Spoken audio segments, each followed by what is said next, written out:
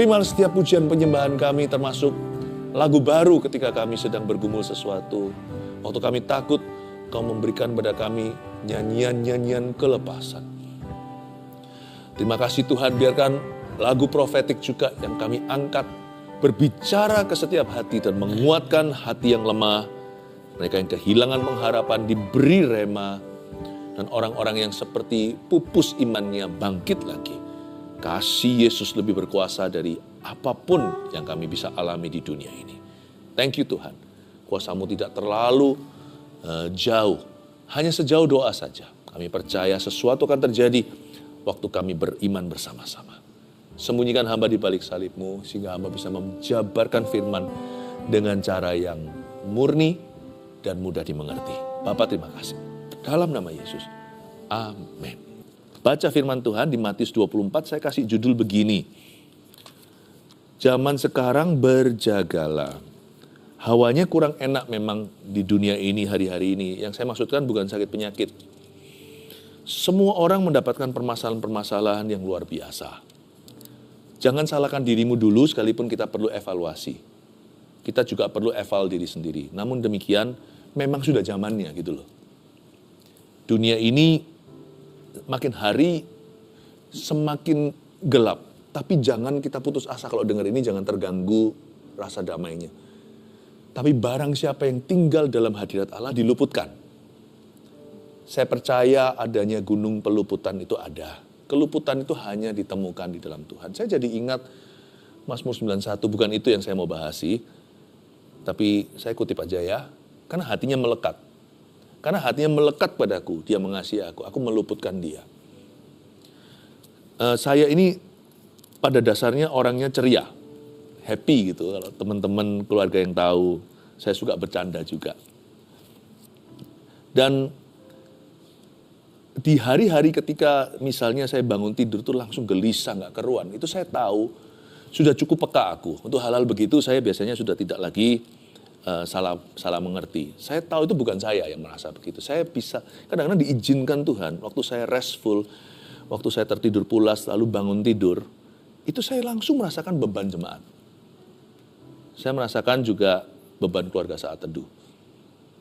Bisa merasa seperti Abraham waktu bangun tidur siang lalu sudah petang-petang begitu. Dia merasa seperti ada sesuatu yang begitu gelap.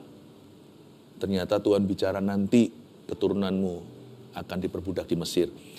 Waktu saya bangun tidur hari-hari ini, kadang-kadang saya merasa gelisah luar biasa. Padahal saya nggak ada masalah. Saya pikir, wah, saya rasa saya bersyafaat. Saya tahu banyak Anda mengalami pergumulan-pergumulan yang tidak sedikit, tapi izinkan saya ngomong begini dulu sebelum saya bahas ayat. Anda berada di dunia yang memang makin hari makin gelap. Makanya itu kita harus mendekat semakin erat. Justru kalau dapat problema jangan lari dari Tuhan, malah justru butuh Tuhan. Ayo kita baca dulu ya. Zaman sekarang berjagalah. Kita lihat ayat yang ketiga Matius 24. Ketika Yesus duduk di atas bukit Zaitun, datanglah murid-muridnya kepadanya untuk bercakap-cakap sendirian dengan dia. Kata mereka, katakanlah kepada kami, bila manakah itu akan terjadi? Dan apakah tanda kedatanganmu dan tanda kesudahan dunia? Jawab Yesus kepada mereka, waspadalah supaya jangan ada orang yang menyesatkan kamu. Sebab banyak orang akan datang dengan memakai namaku dan berkata, akulah Mesias. Dan mereka akan menyesatkan banyak orang. Kamu akan mendengar deru perang atau kabar-kabar tentang perang. Namun berawas-awaslah, jangan kamu gelisah. Sebab semuanya itu terus harus terjadi, tapi itu belum kesudahannya. Segala bangsa akan bangkit melawan bangsa. Dan kerajaan melawan kerajaan. Akan ada kelaparan dan gempa bumi di berbagai tempat. Akan tetapi semuanya itu barulah permulaan penderitaan menjelang zaman baru. Pada waktu itu kamu akan diserahkan supaya disiksa. Dan kamu akan dibunuh dan akan dibenci oleh semua bangsa karena namaku. Dan banyak orang akan murtad dan mereka akan saling menyerahkan dan saling membenci. Banyak nabi palsu akan muncul dan menyesatkan banyak orang. Dan karena makin bertambahnya kedurhakaan, maka kasih kebanyakan orang akan jadi dingin. Tetapi orang yang bertahan sampai pada kesudahannya akan selamat. Dan Injil kerajaan ini akan diberitakan di seluruh dunia, menjadi kesaksian bagi semua bangsa. Sesudah itu barulah tiba kesudahannya. Kedengarannya gloomy ya, kayak seperti sedih. Tapi sebenarnya enggak. Ayat-ayat firman itu semuanya penuh pengharapan. Saya percaya Tuhan itu melindungi, memelihara orang-orang pilihannya. Zaman sekarang berjagalah itu pesan Tuhan di balik semua desas-desus perang yang kita sedang lalui ini.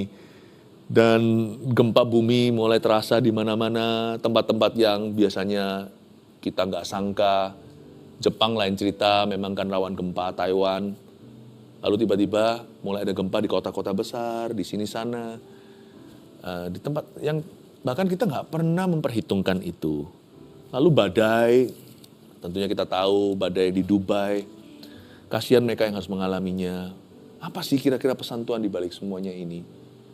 Kiamat sudah. Gini, iya tapi juga enggak. Ini baru permulaan penderitaan menuju zaman baru. Karena itu kasihan orang kalau enggak punya Tuhan. Dan jikalau kita sudah punya Tuhan, pegang erat-erat karena itu sajalah pegangan kita di akhir zaman. Saya ajak kita melihat ayat 3 dulu, saya bahas satu persatu, ambil catatan ya. Nanti kita rangkumkan at the end pada akhirnya. Ketika Yesus duduk di atas Bukit Zaitun. Yesus duduk di mana? Di atas Bukit Zaitun. Bukit Zaitun adalah sebuah tempat yang sangat profetik di Alkitab. Karena di Nabi Zakaria pernah menubuatkan ratusan tahun sebelum Yesus ada di situ. Bahwa tempat itu nanti akan diinjak oleh Mesias, dan Mesias akan kembali di sana. Bukit Zaitun adalah sebuah tempat lokasi beneran di Israel hari ini. Dan Yesus duduk di sana, di atas Bukit Zaitun, dekat Bait Suci, lalu murid-muridnya datang kepadanya untuk bercakap-cakap sendirian dengan dia. Kata mereka, coba lihat ya murid-muridnya, tanya apa? Katakanlah kepada kami. Mereka itu penasaran sekali. Bila manakah itu akan terjadi dan apakah tanda kedatanganmu dan tanda kesudahan dunia? Jadi lihat ya, concern mereka, fokus mereka itu adalah kepada tanggalnya. Kapannya? Bila manakah itu akan terjadi? Tuhan beritahu kami, kapan kiamat? Lalu apakah tanda kedatanganmu? Mereka cari-cari tanda. Pertama-tama mereka mau tahu tanggal. Lalu setelah itu cari-cari tanda. Bukan hanya tanda kedatangan Tuhan, supaya lebih lengkap lagi mereka sebutkan tanda kesudahan dunia. Apa ya Tuhan tanda-tanda kedatanganmu kalau itu sudah semakin dekat? Apakah tanda kiamat, tanda kesudahan dunia? Dan kalau boleh tahu sekalian Tuhan, beritahu tanggalnya, bulan tahunnya kek atau apa, kasih kami bocoran haluslah, kira-kira bila mana itu akan terjadi. Ini pesan Tuhan pertama-tama di ayat 3 yang saya mau sampaikan. Dunia gonjang-ganjing udah dari dulu. Apakah semakin baik? Enggak, semakin parah saya janji. Bukan saya, firman Tuhan pun menubuatkannya. Yang fasik akan semakin fasik, yang suci akan semakin suci. Akan susah untuk kita netral dengan Tuhan. Sungguhan. Jadi kalau kita sudah sungguh-sungguh, jangan sampai imanmu tercuri karena kecewa, kepahitan, karena 1-2 hal. Jangan. Karena sekarang itu untuk orang jatuh, nggak langsung, kalau jatuh, nggak hanya sampai level 1, seperti zaman dulu. Orang kalau jatuh itu kan progresif. Kemundurannya pun perlahan-lahan. Nggak ada erosi sekarang ini. Yang ada hanyalah kelongsoran. Orang untuk jatuh itu nggak ke level 1 sekarang ini. Sekali dia jatuh langsung level 7. Karena itu hati-hati. Zaman sekarang berjagalah, atau dengan kata lain, jagalah apa yang sudah Tuhan berikan dan percayakan di dalam dirimu. Jaga itu. And don't be concerned, jangan terlalu fokus kepada kapan.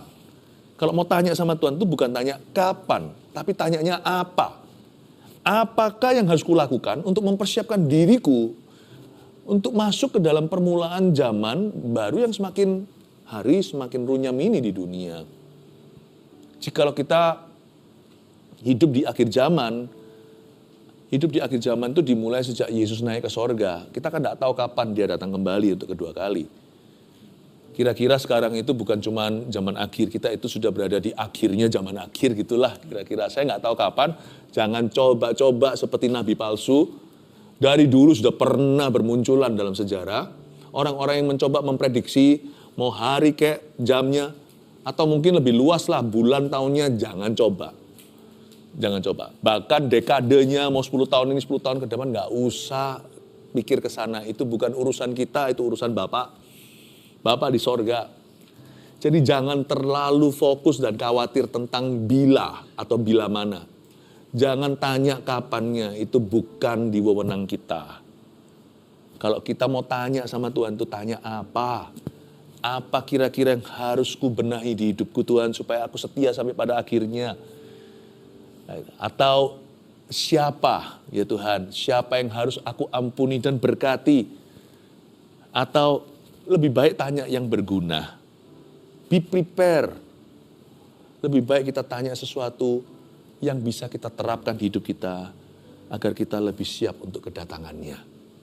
Ya, jadi jangan tanya ke arah bila manakah, apalagi tanya tanda. Lihat ya, gara-gara mata mereka itu tertarik pada tanda, cari-cari tanda. Yesus jawabannya beda dengan pertanyaannya. Coba lihat ayat 4, jawab Yesus pada mereka. Waspadalah supaya jangan ada orang yang menyesatkan kamu. Tunggu dulu. Apakah Tuhan Yesus tidak menyimak pertanyaan mereka? Jelas-jelas mereka tanya bila mana, kapan, dan tandanya apa. Kok jawaban Yesus waspadalah supaya jangan ada orang yang menyesatkan kamu gimana? Yesus seperti memperingatkan mereka, menegur mereka. Guys, hai murid-muridku, jangan kalian terlalu mencari tanda-tanda. Sebab orang yang cari-cari tanda nanti akan rawan. Rawan apa? Rawan penyesatan. Kalau selera kita itu adalah tanda-tanda, jangan-jangan nanti kita terjebak percaya pada tanda-tanda yang bukan dari Tuhan. Manusia itu pintar sekali untuk bisa mengkonek-konekkan sesuai dengan ekspektasinya tanpa kita sadari. Karena kita memang sudah ingin itu. Misalnya kalau jatuh cinta, wah wah tandanya betul ini kehendak Tuhan. Ya namanya sudah senang, apapun ya jadi tanda. Tuhan bilang kamu jaga hati aja dengan segala waspada. Kamu dari situ nanti semua kehidupanku dan janjiku mengalir dari sana. Orang yang senantiasa cari tanda dan tidak sehat imannya. Orang yang tidak punya komitmen yang jelas dan membangun kehidupannya dengan stabil dan dengan sungguh-sungguh. Orang yang cari-cari tanda terus, nanti lama-lama dia akan semakin ngeroh yang tidak baik ya. Kita harus hidup penuh Roh Kudus. Tapi ada orang yang membuat segala sesuatu itu seperti pertanda, tapi dia sendiri tidak mau bercokol pada firman. Baca Alkitab aja nggak serius untuk selesaikan. Dia lebih mikir kira-kira nabi berikutnya akan ngomong apa. Hati-hati begitu. Karena itu selera yang salah. Kalau kita begitu orangnya, waspadalah supaya jangan ada orang yang menyesatkan kamu. Looking for signs makes you susceptible and vulnerable. Mencari tanda terus membuat kita itu jadi rapuh, menjadi rawan untuk disesatkan. Ayat 5, Tuhan memperingatkan lanjutan, sebab banyak orang akan datang dengan memakai namaku dan berkata, akulah Mesias, dan mereka akan menyesatkan banyak orang. Jadi, di akhir zaman salah satu tandanya bahwa dunia ini semakin hari semakin ke arah kiamat adalah ada rupa-rupa bidat dan sesat yang bermunculan juga dari kemah kekristenan. Kita harus mengerti firman hari-hari ini. Jangan hanya mau didoakan, ditolong oleh Tuhan. Kita harus kenal Tuhan. Jangan lupa keselamatan itu karena percaya yang benar loh. Berarti kalau percayaan kita itu bisa disesatkan, pertanyaan berikutnya adalah tentang keselamatan. Hati-hati, karena banyak orang akan memakai nama aku, kata Yesus. Dan berkata, akulah Mesias. Dan mereka akan menyesatkan banyak orang. Tunggu tanggal mainnya. Nanti hari Minggu ini, tanggal 5 Mei tepatnya, saya akan berkhotbah di GMS, di streaming di semua GMS mana-mana. Saya kasih judul Setia pada Injil, kebaktian 1-5. Saya akan pilah-pilah, memberitahukan pada jemaat secara dasar aja. Ada kepercayaan-kepercayaan apa aja di luar sana yang mirip Kristen, tapi bukan kekristenan yang kita anut dan percayai dari firman. Nanti ya, hari Minggu ini kalau Anda ingin sungguh-sungguh hidup benar sampai pada akhirnya, dan tidak mau tercuri yang namanya iman keselamatan Anda kepada firman yang benar, Anda tidak mau lewatkan hari Minggu besok. Saya tidak jelaskan di sini ya. Yesus memperingatkan bahwa banyak orang akan menyesatkan. Jadi nanti kita yang harus tahu kebenaran. Kita harus dilengkapi dengan firman. Ayat yang ke-6. Kamu akan mendengar deru perang atau kabar-kabar tentang perang. Itu salah satu tanda akhir zaman. Namun berawas-awaslah, jangan kamu gelisah. Sebab semuanya itu harus terjadi, tetapi itu belum kesudahannya. Sebenarnya firman ini tepatnya Yesus nubuatkan di Bukit Zaitun, digenapi di tahun 70 setelah Masehi, sesudah Masehi. Yesus mati, bangkit, naik ke sorga di tahun 30 sekian sesudah Masehi. Hampir 40 tahun kemudian firman ini digenapi, nubuatan Yesus terjadi. Kamu jangan gelisah, kamu akan dengar deru perang, kabar tentang perang dan sebagainya. Yerusalem dihancur ludeskan oleh Roma di tahun 70. Lalu kemudian dunia ini mengalami berbagai macam perang. Sejak zaman Yesus sampai hari ini, perang silih berganti. Bisa bayangkan waktu orang-orang yang tinggal di zaman 1940-an, mereka itu menghadapi yang namanya World War II, Perang Dunia Kedua. Perang Dunia ke-1 aja udah seru. Perang Dunia Kedua, bangsa melawan bangsa, negara melawan negara, Hitler lagi. Itu yang mati jutaan. Kira-kira orang zaman itu, orang Kristen yang baca ini, percaya nggak kalau the end has already come atau dunia sudah kiamat? Percaya mereka. Karena saat itu betul-betul tidak ada tempat aman. Di barat ada perang, Jerman lawan sekutu. Di Asia ada perang, Asia ada juga Jepang, China, Indonesia, semua perang satu bumi. Waktu itu semua orang sudah percaya, this is it, ini sudah selesai. Disinilah kedatangan Tuhan kedua kali. Tapi ternyata masih lanjut tuh dunia sampai hari ini 2000 sekian puluh. Masih ada. Hari ini kita mengalami yang sama. Ketahuilah bahwa yang menahan dunia ini untuk hangus, bumi hangus, hanyalah nubuatan Kristus. Hanyalah Tuhan. Sebenarnya kita itu selalu berada di penghujung tanduk. Dunia ini bisa perang nuklir kapanpun, karena yang pegang nuklir bukan hanya negara-negara baik, negara-negara jahat pun pegang nuklir. Sudah saling ancam. Kalau sampai gini, aku tekan tombolnya. Jadi sebenarnya kita itu setiap hari ya, membangun kerajaan kita. Kita tidak pernah tahu loh. Bumi ini cuma tinggal satu tombol gitu aja semua kita hangus. Sesungguhnya, ya nggak semua, tetapi kalau perang dunia berikutnya itu, siapa yang nahan kalau bukan Tuhan? Kalau Anda mendengarkan perang, deru perang, kabar tentang perang, berawas-awaslah, tapi kamu jangan gelisah, kata Alkitab. Semua itu harus terjadi, tapi belum kesudahannya. Saya katakan dengan iman, percaya, karena saya tahu apa kata firman, bahwa World War III, Perang Dunia Ketiga, tidak akan terjadi sampai pengangkatan gereja Tuhan. Paham ya? Jadi jangan kita itu hidup seolah-olah, kehilangan harapan. Saya harap pada waktu zaman Perang Dunia Kedua dulu, Perang Dunia ke-1 tahun 40, lalu tahun berapa puluh, 19 sekian, itu ada pengajar, gereja Tuhan juga menyuarakan apa yang baik dan benar. Apa yang sejuk di dada. Tidak perlu gelisah berlebihan. Karena sekalipun dunia seolah-olah sudah habis sehari, nubuatan firman ini harus terjadi. Dan Tuhan tidak akan izinkan dunia ini sama sekali hancur, karena masih ada rencana Kristus belum digenapi. Don't worry, jangan khawatir. Keluarga Saat Teduh, World War III is not going to happen. Nanti itu terjadinya kapan? Saya akan jelaskan waktu nanti saya ajarkan kitab Wahyu. Sekarang ini yang perlu kita waspadai bukan World War III, bukan Perang Dunia Ketiga. Tapi ada pertemuan di udara, pertemuan yang manis. Aku rindu di sana. Yang perlu kita waspadai adalah hidup kita. Hidup kudus dan berkenan agar ketika Tuhan datang kita kedapatan melakukan kehendak dan pekerjaannya. Karena kita tidak tahu kapan, kata Tesalonika, dalam sekejap mata kita akan diubah. Kita akan bertemu dengan Kristus di udara. Dan waktu pengangkatan gereja terjadi, baru dunia ini masuk dalam pemerintahan Sang Antikristus yang dinubuatkan oleh Daniel, dinubuatkan kitab Wahyu selama 7 tahun. Perang Dunia Ketiga adalah di akhir pemerintahan 7 tahun Sang Antikristus itu, Perang Harmagedon namanya. Di situ nanti perangnya dahsyat. World War II, Perang Dunia Kedua, tidak ada apa-apanya dibanding dengan yang terjadi nanti, termasuk berjatuhan korban. Karena itu saya ngomong gini, tujuannya apa sih aplikasinya? Kelola talentamu. Yang mau menikah, rencanakan dengan baik, hidup kudus tapinya. Anda yang bekerja, bekerjalah dengan sungguh-sungguh. Meskipun seolah-olah besok Tuhan akan datang menjemput kita di udara. Tapi jangan ikut-ikut gelisah dengan dunia. Dunia ini gampang gelisah, kena deru perang, langsung jatuh mata uang.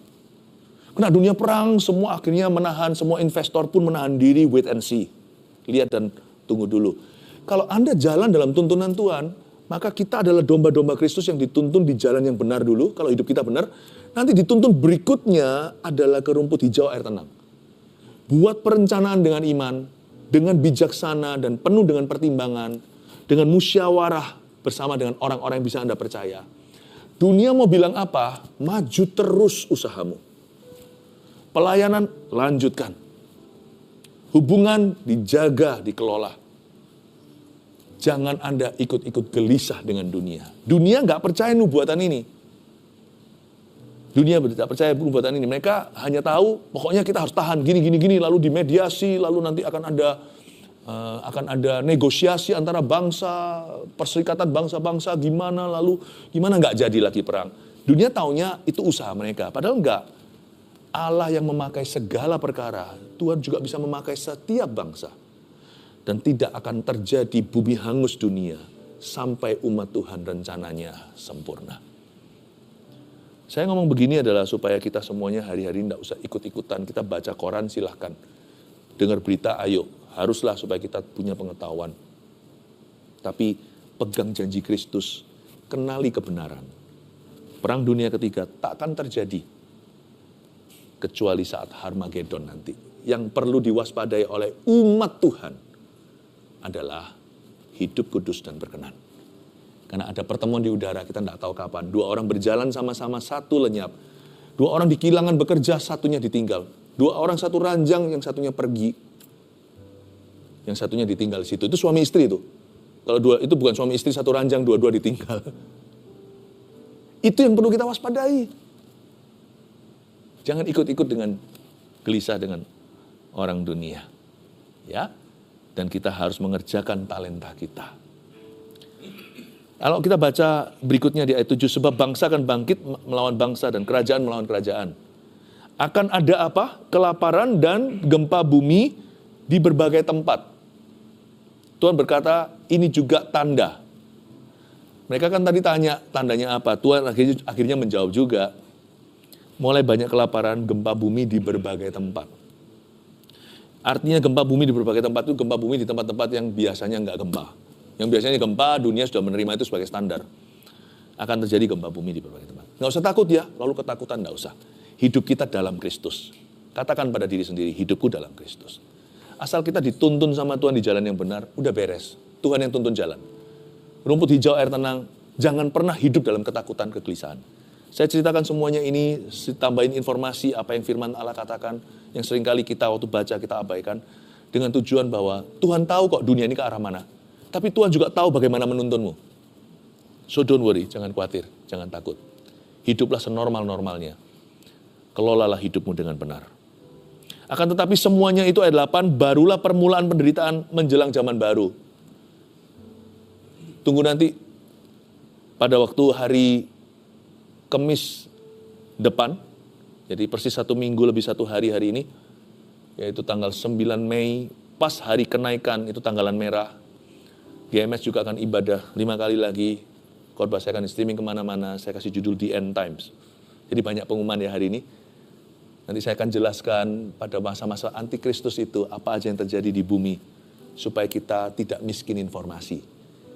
Pengenalan akan Allah itu harus di-backup, harus didukung dengan pengetahuan yang benar juga akan firman. Nah di sini dibutuhkan seorang gembala atau guru yang mengajar. Semoga nanti hari Kamis depan, waktu saya ajarkan ini, hati Anda bukan gelisah, tapi semakin sejahtera, semakin diteguhkan untuk membangun apapun yang sedang Anda bangun dengan Tuhan hari ini.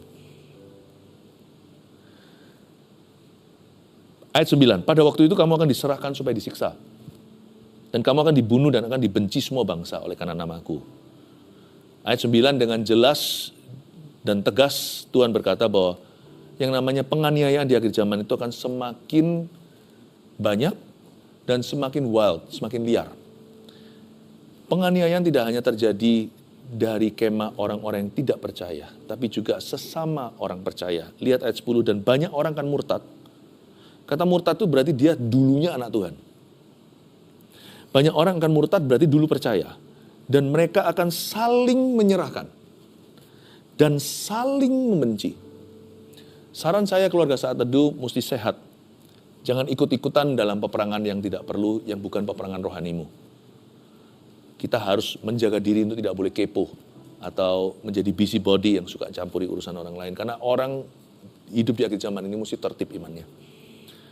Dan Alkitab mengatakan bahwa iblis bisa pakai siapa saja untuk menganiaya, termasuk sesama orang-orang yang notabene seolah-olah anak-anak Tuhan. Mereka akan saling menyerahkan. Kata saling menyerahkan itu ngeri. Saling membenci. Sebelumnya ada kata mereka akan murtad. Roh kemurtatan itu luar biasa. Karena itu harus jaga iman di akhir zaman. Karena zaman sekarang untuk jadi orang Kristen yang baik aja susah. Apalagi jadi orang Kristen yang benar. Orang baik nggak tentu benar loh. Dia merasa baik, berbuat baik. Aku lakukan ini untuk kebaikan kok. Tapi caranya salah, juga tidak berkenan. Tidak bisa halalkan segala cara. Kebenaran itu adalah kebenaran. Tuhan punya standar. Tuhan punya standar. Standar Tuhan untuk menegur ada. Standar Tuhan untuk memperingatkan ada. Standar Tuhan untuk mengampuni ada. Standar Tuhan untuk hidup kudus ada. Bukan menurut aku sama-sama cinta kok. Orang Kristennya banyak yang pikiran begitu. Toh kita sama-sama cinta. Nggak usah menikah. Kita coba dulu kita cocok nggak. Jadi kita bisa summon leven atau kita bisa tinggal bersama. Baik kan? Saya nggak ada niatan untuk ini kok. Nanti kalau dia sudah hamil segalanya saya pasti akan nikahi. Tapi kan itu tidak dibenarkan oleh firman. Zaman sekarang itu sudah bergeser. Yang namanya kebenaran itu sudah bisa ditawar. Karena itu mesti hati-hati. Karena itu orang Kristen yang suam-suam kuku, yang isinya hanya doakan aku, itu cepat lambat pasti akan tersesat jalan, 100%. Saya itu dilema. Saat Teduh Bersama ini seperti good news atau kabar baik, diberikan terus. Tapi setelah bertahun-tahun kita bersama, saya rasa saya perlu mentori Anda dengan hal-hal yang bisa membuat Anda tertanam dalam kebenaran. Banyak orang akan murtad, mereka akan saling menyerahkan dan saling membenci. Banyak nabi palsu akan muncul dan menyesatkan banyak orang. Dan kadang-kadang nabi palsu bisa berseru nabi palsu, maling seru maling. Maling teriak maling. Itu bisa jadi begitu. Udah, jangan punya hati yang suka menghakimi, tapi mari kita dengan tertib hidup di dalam firman dan berbuah kebenaran. Udahlah, dari buahnya kita akan dikenal pohonnya semacam apa. Banyak nabi palsu akan muncul dan menyesatkan banyak orang. Dan karena makin bertambahnya kedurhakaan, coba lihat itu, maka kasih kebanyakan orang akan menjadi dingin. Perhatikan ini. Ini sebuah erosi yang harus Anda waspadai. Karena makin bertambahnya durhaka, banyak orang Kristen yang jatuh, hamba Tuhan yang jatuh di akhir zaman, itu namanya bertambahnya kedurhakaan, belum lagi orang dunia semakin jahat, maka kasih kebanyakan orang akan menjadi dingin. Gara-gara ada satu apel yang busuk, satu keranjang apel pun dianggap busuk. Nah, itu akan menjadi trennya orang-orang kecewa di akhir zaman. Dan yang dimaksudnya, saya maksudkan kecewa sini adalah anak-anak Tuhan.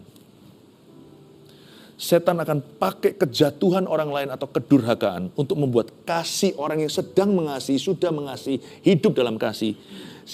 Tuhan setan akan membuat kasih mereka jadi dingin. Disinilah banyak orang Kristen kehilangan iman, kehilangan pengharapan, kehilangan kepercayaan. Tetapi orang yang bertahan sampai pada kesudahannya akan selamat.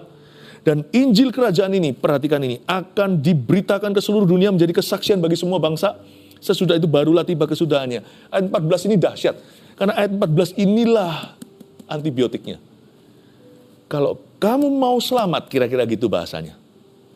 Kamu harus agresif maju. Orang yang berdiri di tempat bertahan pasti akan terbawa arus. Jadi kalau kita mau menang, kita harus lawan dengan roh yang berlawanan. Misalnya kalau ada orang tampar pipi pipi kanan kita nggak boleh hanya berkata, ya sudahlah, pasti kepahitan. Kita kasih pipi kiri, bukan untuk ditampar lagi, tapi kita memberi. Barang siapa mengutukimu, jangan berkata, ya sudah susah sekali untuk mengampuni, aku ampuni dia. No, berkati dia. Dan Injil kerajaan diberitakan ke seluruh dunia, itu misi. Saya katakan tadi, anak-anak kecil, anak-anak kita, anak-anak muda tidak boleh hidup tanpa visi kerajaan Allah. Injil kerajaan yang akan diberitakan seluruh dunia menjadi kesaksian bagi semua bangsa. Sesudah itu barulah tiba kesudahannya. Satu-satunya cara kita bertahan adalah melawan. Melawan dengan roh yang berlawanan. Benci kita pakai roh kasih. Jadi satu-satunya jalan, the only defense is offense. Cara terbaik untuk bisa memenangkan game bukan bertahan saja, serang. Serangnya bukan dengan senjata dunia, tapi dengan senjata rohani. 3 poin ini catat baik-baik. Zaman sekarang berjagalah. 1, jangan fokus ke tanda zaman, tapi ke Tuhan Yesus. Fokus ke hidupmu. Harus tertib. Berbuahlah. Kalau Anda dikasih Tuhan peran ini, profesi itu, berbuahlah di situ. Nanti kan datang dengan semua satu paket masalahnya. Alami Tuhan di sana, alami pertolongan Tuhan, alami kemuliaan Tuhan. 2, doakan orang Kristen dan gereja yang dianiaya. Ini salah satu langkah maju. Karena di zaman ini nanti lebih banyak lagi kemurtatan. Dan orang akan saling menyerahkan, saling membenci. Dan waktu itu kamu diserahkan, disiksa dan sebagainya. Dibunuh bahkan dibenci oleh semua bangsa. Doakan orang Kristen dan gereja yang dianiaya. Dan anak-anak Tuhan mesti bersatu. Ketidakcocokan di antara anak-anak Tuhan itu dalam skala kecil dulu, misalnya dalam gereja ada satu CG atau kelompok kecil. Nanti lebih besar lagi dalam satu gereja itu sendiri. Nanti gereja nanti dengan gereja-gereja, nanti itu kan berkembang sendiri pada waktunya. Tapi dimulai dengan skala molekul terkecil. Anak-anak Tuhan mesti selesaikan ketidakcocokan. Belajar untuk bersatu. Belajar untuk saling mengasihi, mengampuni, mengafir. Karena di akhir zaman ini, anak-anak Tuhan semakin minoritas. Dunia itu semakin gelap. Kita mesti bersatu, pilih-pilih apa yang kau perkarakan. Karena dalam hal bersatu aja, sekalipun itu up to us sudah bergantung kita, nggak tentu loh orang lain mau. Makanya Paulus berkata, dalam hidup bersama, sebisa mungkin kalau itu tergantung padamu, hiduplah damai dengan semua orang. Berarti Paulus tahu, sebisa mungkinnya dia pun kadang-kadang nggak bisa, karena ada orang lain yang tidak mau menerima dia. Karena itu kita jangan menjadi orang yang memperkarakan, tapi kita harus selalu menjadi orang yang menerima, orang yang mengampuni, orang yang murah hati, orang yang memberkati. Itu aja tetap punya musuh. Itu aja tetap ada orang gak suka. Karena itu orang Kristen anak Tuhan mesti harus saling mendoakan. Doakan orang Kristen dan gereja yang dianiaya. Dan terkadang gereja yang dianiaya adalah gereja yang maju. Gak tentu gereja yang ada di Afrika atau di Timur Tengah. Mari kita saling mendoakan. 3, jaga hati agar tidak kecewa. Hati-hati kadang-kadang Tuhan izinkan dalam perjalanan hidup kita, ada kekecewaan, ada bad apple tadi, ada apel yang busuk di satu keranjang, lalu seluruh keranjang dibuang. Hati-hati jangan jadi orang ekstrim di akhir zaman ini, karena Anda pasti terbawa. Sudah 100%. Karena kita tidak ikut Roh Kudus, kita pakai sifat seperti itu, Roh Antikristus itu lebih pintar daripada semua manusia yang ada di dunia ini. Kecuali kalau kita ikut Kristus, kita lebih pintar dan lebih kuat dari dia. Jangan bergantung dengan kepandaianmu dan dengan pengalamanmu. Jaga hati agar tidak kecewa. Dan dukung misi pemberitaan Injil. Udah itu aja. Kalau Anda terus terlibat dalam pekerjaan Tuhan, saya yakin tidak ada yang bisa menarikmu mundur. Apapun terjadi di dunia, Anda akan selalu jadi terang dan garam. Anda selalu menjadi bagian dari solusi, bukan bagian dari permasalahan. Tuhan Yesus memberkati. Mari kita mengangkat tangan kita, umat Tuhan yang diurapi oleh Roh Kudus. Terimalah berkat dari Kristus. Dalam nama Allah Bapa, Putra dan Roh Kudus menyertaimu. Maranatha, Tuhan datanglah. Jangan takut, jangan gelisah. Ada Tuhan di hidupmu. Bangunlah hidupmu dalam kebenaran. Dalam nama Yesus, amin.